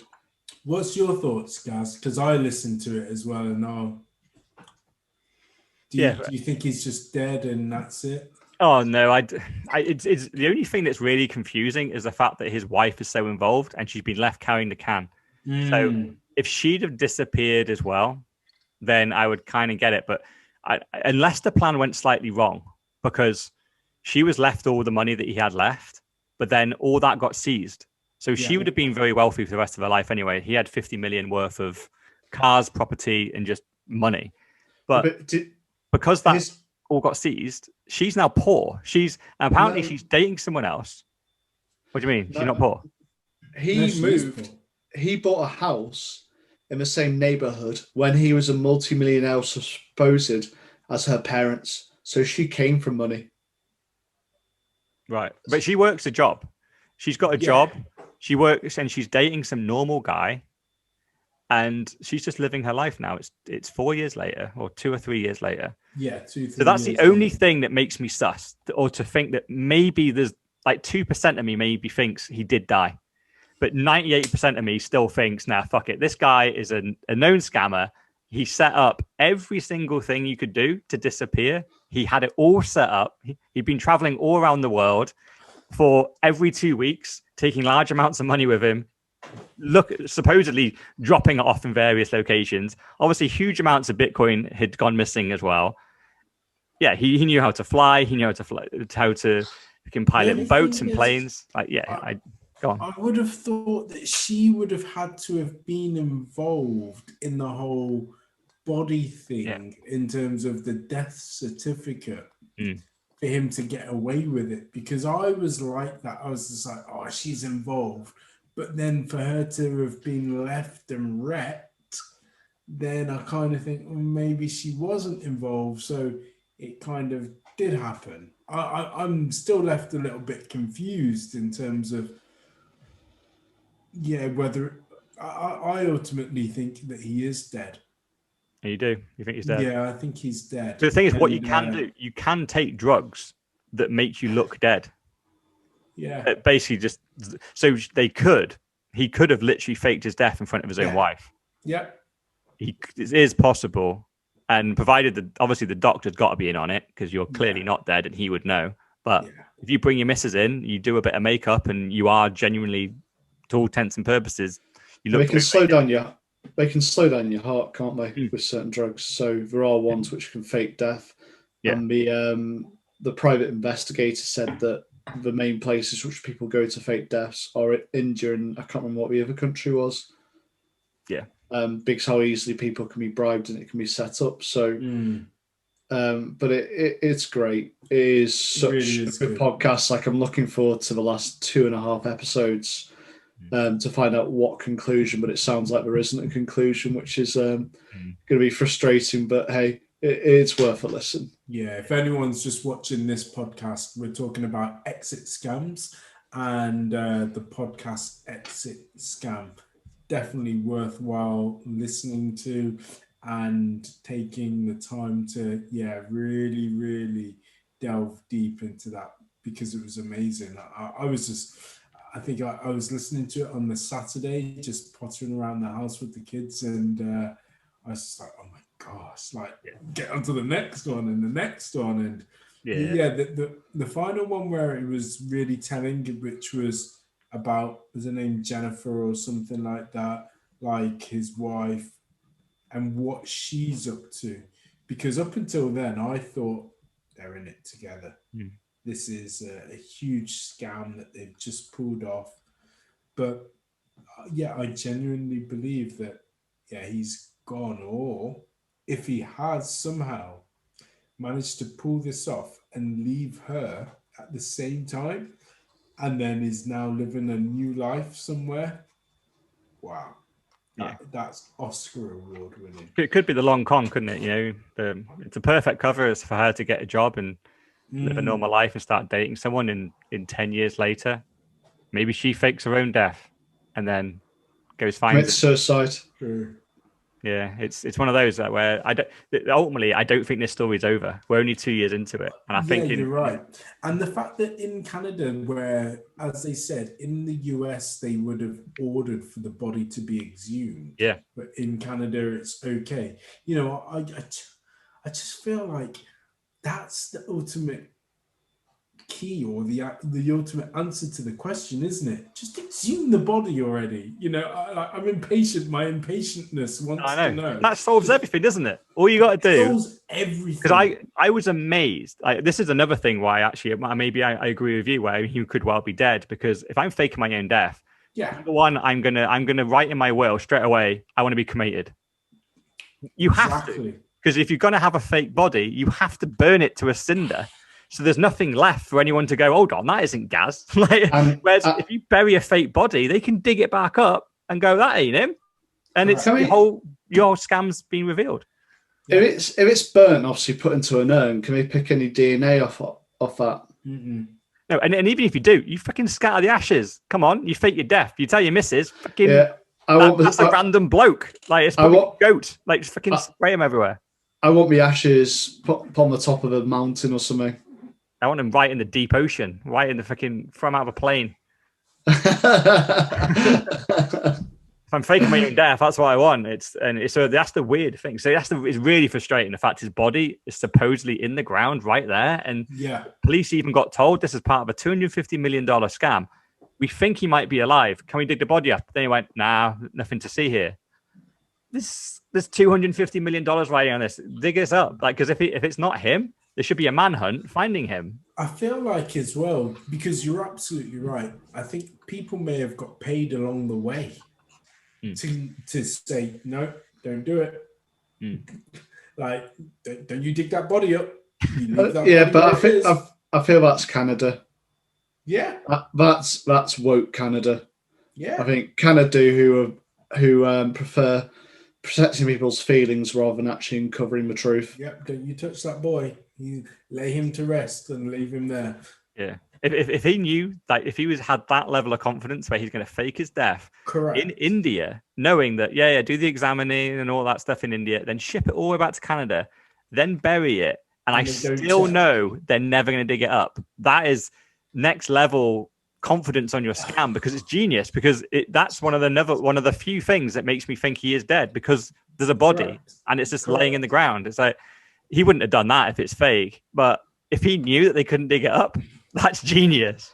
I thought someone would just dig it up, because there's a lot of people would be impacted, and obviously there's a lot of curious people around this. So I thought, surely someone at some point, I suppose when there's less eyes on it, they'll dig it up and they'll get a blood sample and they'll do some private. Drawn a lucky card though, and thought, well, do you know what? If they dig it up and find that there's a load of rocks in the coffin, I'm gone anyway. So the fuck do I care? But I think he might have just equally, because when that guy says, and it's probably pretty scary that he's listening to this, or he could be listening to this, and I'm saying everything, like, he might be.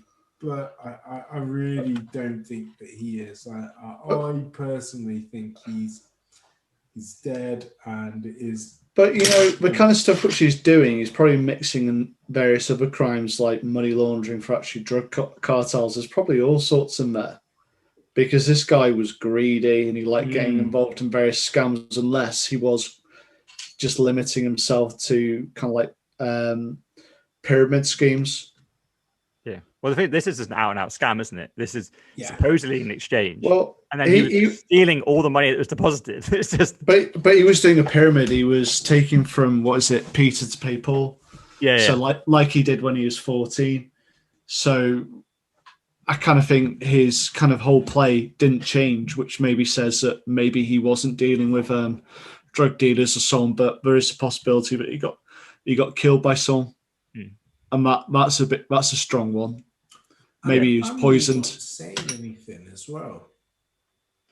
Like, you know, trying to get in contact with the family and the wife, or now ex-wife, splitting up from the family and the argument as well. It just still doesn't really sit right. If you were the wife and you've been scammed all along, you wouldn't want to talk about it. If you were the wife and part of the scam, you wouldn't want to talk about it, would you? So I think and the parents are probably too ashamed of it. Like they run an antique store. There is a chance they could be on it, but I think it's more like they're just they can't bring themselves to actually even talk about it anymore. There's one of those though where I do think imagine that this was your partner and they'd been running a completely let's actually say they were running a scam, because the fact that the scam is, that's not in doubt, right? The guy is definitely a scammer. The only thing in question is whether he died or not. So imagine like your missus had been running a scam. You went on holiday with her and she died. You came back. If she was taking me on holidays twice a month, I wouldn't be saying anything. Yeah, exactly. But let's just see. Now you've come back. Your wife has died. Like genuinely, she's died. It's come out that she was running a scam this entire time, and now the media want to talk to you about it. Would you want to go out and actually do those interviews and go, actually, just so you know, she is freaking dead. I know she's a bit of a scammer, but she's dead. Or would you hide and just go, no comment? Hide, no comment. I want to move on with my life. Keep still. I'll be like, where's this damn money? I haven't seen any of this fucking money. They'll be like, sir, you're sitting in a Ferrari. Yeah, in a gated community. You've been on holiday every 2 weeks the last year. Yeah. And supposedly she's, you know, an Instagram influencer. But yeah, no, it's an interesting one. I think, I don't know. I think there'd be part of me that would want to go and clear her name a little bit and go, no, she died. I think it's always one of those things where I think when you're innocent, you're not scared of getting caught out. So you're happy to go on and discuss it. Whereas if you're guilty, you're definitely not going on. So the fact that it's still no comment after 2 years, I think that raises a little bit of guilt, but you can definitely also understand, look, her partner died and he's a known scammer. So any questions aren't going to be friendly towards him. He's not like going to be positioned as a hero, and you're going to have to answer questions about what a scumbag he was and how many millions he stole from people. So yeah, there's also the argument as well, the fact that, you know, she was left to deal with everything as well. Maybe that is, you know, that doesn't sit well with her either. The fact that she thought that, okay, fair enough, you know, he's died, but I'm going to get X, Y, and Z, and because it was all left in the will for her, and then, hold up, all of that isn't there, and yeah, you know, a woman scorned and all of that. She's not the best pleased with him. Yeah, so actually, that's a good point. The will is another sign to suggest that he is dead, because he signs everything over to her, and all he needs to do to protect her is to sign everything over to her other than the exchange. Correct. If he does that, she keeps the 50 million and has zero liability for Quadriga. That dies with him. The fact that he explicitly puts in his will, Quadriga, that means she inherits the 250 million debt, which wipes out the 50 million again. So that is a stupid move. If he faked that and it's all planned where she's going to take the fall, just leave the business with it, because it doesn't even look dodgy. Like signing all your personal ownership, and like if I die, my wife gets my personal stuff, but not the business that I actually know is massively in debt, then I wouldn't sign that over to her. I'd leave that die with me and give her the profit. But he signs it all over to her. So that's a weird move. But if it is a truly, you know, epic level scam, then maybe it is. And he's just gone, you know, fuck her. I'm going to have my 250 million with some Latinos or whatever. And 3 days before as well, like the timing of the will writing, it was just, there's so many things about it. It just made me, blew my mind. I know. But hopefully Hollywood picks it up as a film. Yeah. It'd be epic, but I think you've got to wait another 5 to 10 years. Yeah. Yeah, it just needs an ending, doesn't it? That's what it's missing. It does need an ending. It does need an ending. If it gets an ending, it's a blockbuster. It's like Catch Me If You Can. They'll get the next Leonardo DiCaprio to play him, and it'll be a movie which I'll definitely watch. Yeah. People like him, they're talkers, and I can guarantee over the next 10 years, if he's alive, he will talk about this in a bar, drinking cocktails with someone, and someone will overhear the word Quadriga or something and be like, it's fucking him. and you'll get busted because of his own ego. He won't be able to. But when you pull off a scam this big, you want to tell people. But if he's that rich, he'll have extensive surgery. Yeah, maybe. Yeah. But still, if he admits that he's the guy, then that's all people need to know, right? It's like, oh, that's the guy. That's the guy that's supposed to be dead. He's not. He's fucking sat at the bar right now. He's the guy that did the Quadriga scam, 250 million. Boom.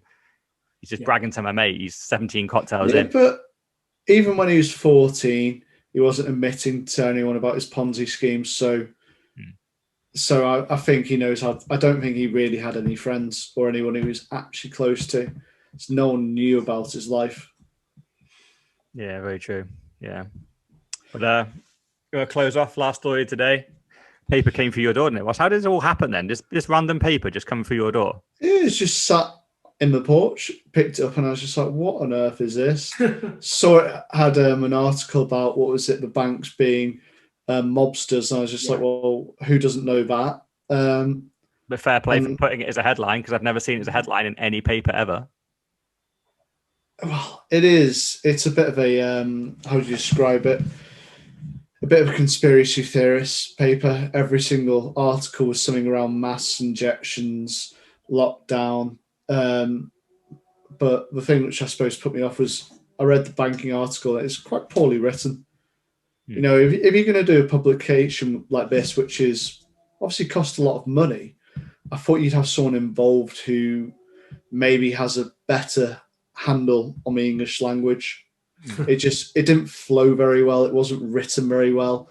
It probably wasn't written as descriptively well about the banking system as you would hope if they're going to put it as a big, outrageous headline. So I didn't read any of the other bits, admittedly. I just put it in a recycling. What you done now? Did you read any of it? I gave it a quick read, but not a lot. It was just good to actually see that people were putting a little bit of time and effort, though, into the light paper, which it's called, isn't it? The light paper, and trying to shed light on the whole situation, whether it was good or bad or poorly written. They were attempting to do something, and that was what I took away from it.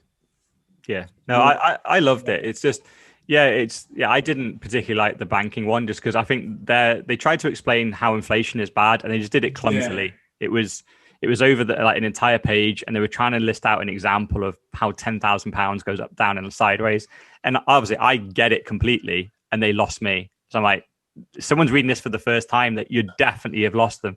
There's so many easier ways of explaining what inflation is. And look, you're a paper, right? You can put diagrams in this and just put the price of goods, like put bread, freaking fish, wood, energy, just list it all, and then put today and then 10 years ago. Bang, there's inflation. There's the real inflation. Now put what they tell you it is, and then show them what it really is. There you go. Boom. It's super easy. Just use images. And then the rest of the description should just be hard hitting. You know, this is how they do it. They print this money, they pretend to loan it to this place, then they sell it to themselves as bonds, put it back as debt. It's just this merry-go-round of money, and ultimately the debt just keeps going up and up and up. They never pay it off. Yeah. The real people that pay it is the citizens, and they pay it in the form of inflation when they steal your savings and they steal your salary. But yeah, so I read through it, and obviously the fact that they also accept Bitcoin was super encouraging. I was like, oh, these guys get that. Monero. They also accept Ethereum and fucking Dogecoin. I couldn't believe it. Yeah, I didn't get that part either. But I don't mind that, I don't mind accepting randoms, because it all depends on what you hold. Because I checked their addresses.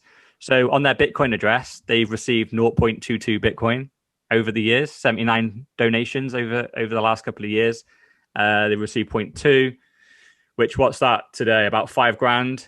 And then I checked their Ethereum address, and they'd received, I think, half an Ethereum, which is like $1,000.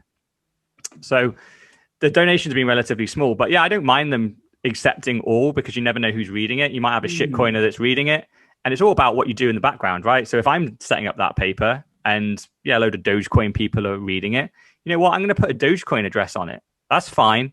It's all about what I convert it to, right? So and I looked at all their addresses, and all the money that had been deposited had left, which including the Bitcoin one. So I'm guessing they're converting it to fiat, which is unfortunate.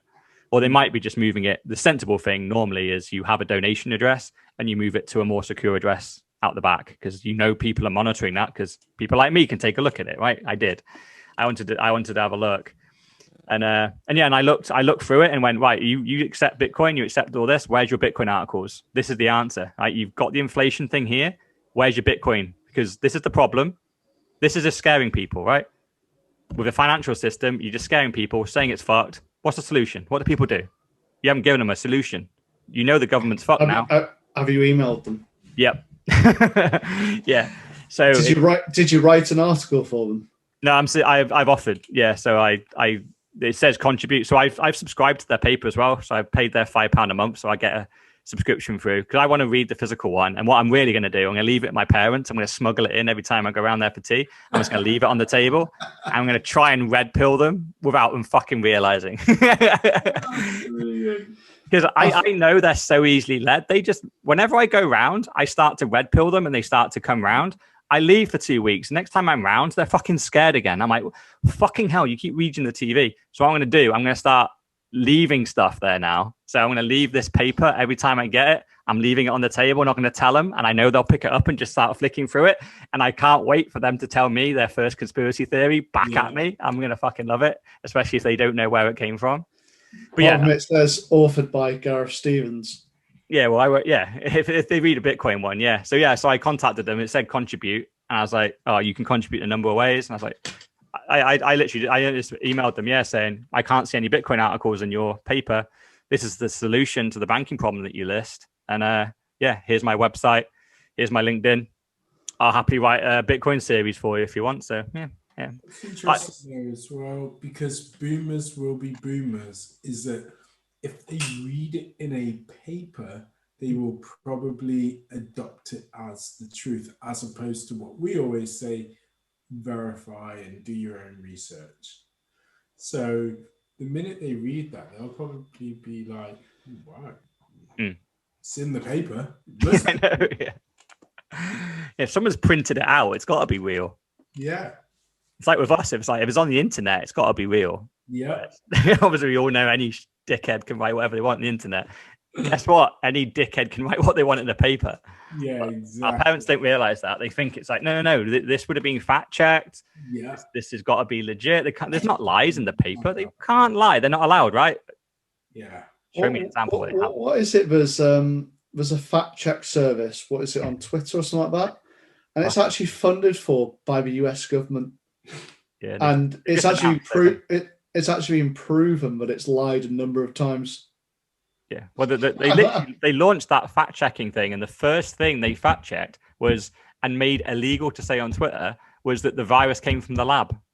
That was a topic we had like a month ago, which proven now a year later. 99% chance it did come from a lab. It didn't come from a bat in a fucking wet market.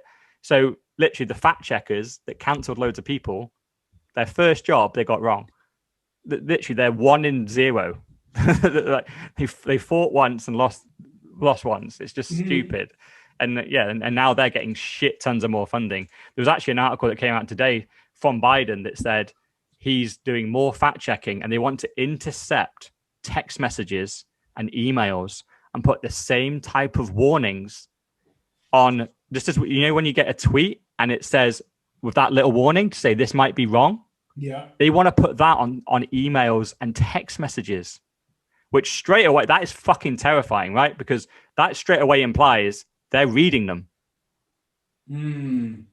So your privacy... it's the next level on WhatsApp, because that's the thing which really fucked me off about WhatsApp during the start of this last year, was when you forward on a message, it could be some meme or something, or video, just something that's been forwarded many times, or you can't forward this to multiple groups. And it's like, who the fuck are you to tell me what to do? And then they come up with a big privacy thing, which is basically down from what I can gather to track where videos and pictures and messages are being forwarded from and to, so they can work out networks. And I was just like, that's not just to dangle. Well, it's not a carrot, but to basically say we can arrest you because you've been forwarded like this, whatever celebrity sex tape. Then I don't know what it is for. Yeah, but it's even more worrying when it's just you're discussing vaccines and lockdown, and imagine you sending like a message to me, and then it has a little message underneath it going, "This text message could be inaccurate. Please click here for the latest guidance on the NHS COVID-19." That scares the shit out of me. That's really that's next level. They literally want to get. They've got Twitter and Facebook. They've got all that because it's relatively open. They're coming for text messages and emails now. What the fuck? You're either a government drone or they're going to flag you and just scare everyone that you message. I'm just hoping it's Biden being a fucking idiot as usual. I like I've always said, whoever's in charge, they're a puppet. It's the people behind that are doing this. Like Biden didn't come up with this idea. He doesn't know fucking text messages existed. He's never sent a text in his fucking life. But I was thinking it's just him being a doddery old man, not really understanding what can be done. Yeah. So maybe he's just come up with a concept off the cuff, because you've heard him in interviews. I don't know if you've seen the video footage of him at what's it called, the G7 in Cornwall. And literally, the guy can't even string together a sentence. Like he's either that stupid or that gone with dementia. Like it was horrendous. People having to point him over to the table and all sorts. Yeah. The problem is all this can be done, right? You can't do it just from the outside, but all our communications are done through 5 companies that all come out of California. So Apple, Google, Facebook, Twitter, they all got dragged up in front of Congress about 2 years ago and got battered with being split up about they got Trump in power. This is your fucking fault. This better never happen again. You spread fake news. When they want to intercept our text messages, that's 2 phone calls. Apple, Google, bang, they're done.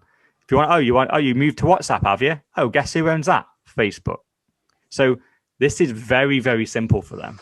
They just need the conversations, and those back doors get put in. Those messages start coming out. It's they're not hacking it from the outside. They are already on the inside, and they're access to the developers. They just, if anything, they're stupid to announce this. They should just do it behind the scenes. Yeah. And just not tell us they're doing it, because I already assume they are. It's why we chat on Signal now, because Signal are not one of those companies based in California, so they can't do that to those guys yet. The second that Signal gets too big, we've got to move again. But yeah, anything. If I ever use anything Apple, Google, or Facebook related, or Twitter, I assume the government is reading it. So because they nearly definitely are. Yeah.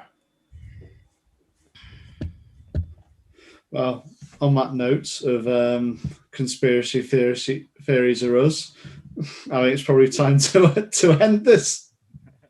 Not a conspiracy theory, it's a fucking truth. Yeah, I was going to say, I think it's a good place to end it, although I don't necessarily think that it's a conspiracy theory. And as always, with most hypotheses and things like that, in time it will tell.